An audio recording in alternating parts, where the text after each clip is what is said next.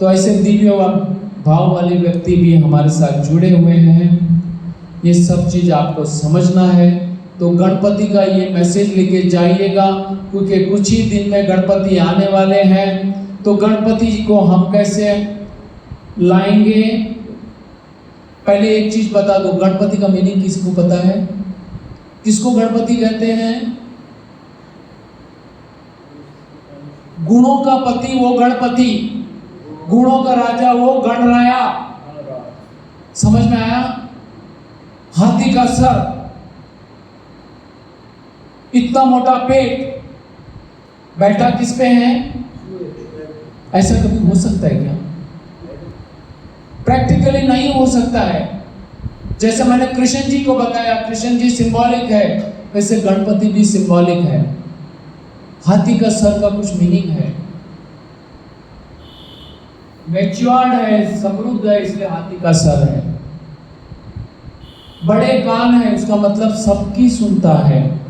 छोटी सी आंखें हैं, उसका मतलब दूर तक देख सकता है, और बड़े प्यार, मैत्री, करुणा से सबको देखता है। उसकी सूंड कितनी लंबी है, इसका मतलब इसकी पहुंच लंबे तक है। वो छोटे से छोटे घास को भी उठा सकता है और बड़े से बड़े पेड़ को भी उखाड़ सकता है। देखिए, राजा भी गुण बता रहा हूं। छोटे से छोटा प्रॉब्लम भी बड़ी आसानी से सॉल्व करेगा, या बड़े से बड़े दुश्मन आया तो भी उखाड़ के फेंक देगा। बराबर है? इतना मोटा पेट, उसका मतलब क्या है? आज एनडीएस में तो बोलता पेट बाहर तो तुम्हारी अंदर, लेकिन ये सिंबॉलिक है। वो सभी को सुनता है, सभी की अच्छी बुरी चीज अपने साथ रखता है। यहाँ की बात वहाँ नहीं करता है, वहाँ की बात यहाँ नहीं करता है, चुगली नहीं करता है। समृद्धि का भी निशानी है मोटा पेट।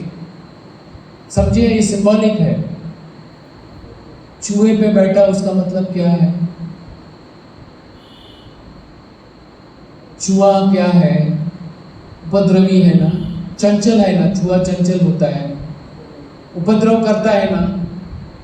तो ये जो चंचलता को भी कंट्रोल करता है, उसके उपद्रव को भी कंट्रोल करता है, और उससे भी कुछ अच्छे काम करवा लेता है। ये सभी गुण किसके हैं? गणपति के लड्डू कैसे होते हैं? मोदक बोलते हैं ना, ऐसे। इसका मतलब क्या है? सबको एक समान गिनता है, और बहुत सारी चीजें हैं। तो ये गुणों के गणपति हैं, इसको हमें समझना है। ऐसा नहीं कि ये होगा होगा, शंकर जी ने काटा था और हाथी लगा दिया। ये कहानी के लिए ठीक है, लेकिन आपको सोचना है, इतने सालों का मेडिटेशन करने के बाद शंकर जी को इतना गुस्सा आ सकता है क्या? शंकर जी ने उसका गला काट दिया, उसका मतलब क्या? ये जो पूरा है ना, हमारे ईगो का सिंबल है। क्या है? ईगो। तो अपने ईगो को काट दिया। समझ गए? तो ये सिंबॉलिक मीनिंग है।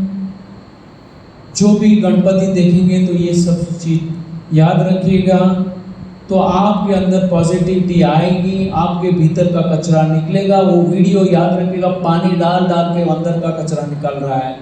तो ये सब पॉजिटिविटी आपके अंदर भरते रहिएगा, भरते रहिएगा, भरते रहेगा। आए हैं तो जाना है,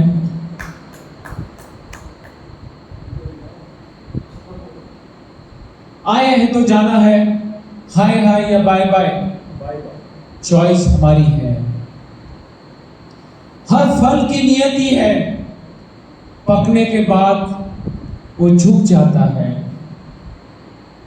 और पेड़ से वो अलग हो जाता है। हमको भी तो पेड़ अलग होना पड़ेगा। एक सड़े हुए फल के जैसे जाना है, क्या पके हुए फल के जैसे जाना है? स्वादिष्ट फल के जैसे जाना है। तो मैंने आपको रास्ता पूरा बता दिया है, चॉइस आपकी है। एक पके हुए फल का रास्ता भी मैंने बता दिया। सड़े हुए फल तो आप जानते ही हो। आप सभी ने मुझे मौका दिया ये सेवा का, इसलिए आप सभी का धन्यवाद। Thank you.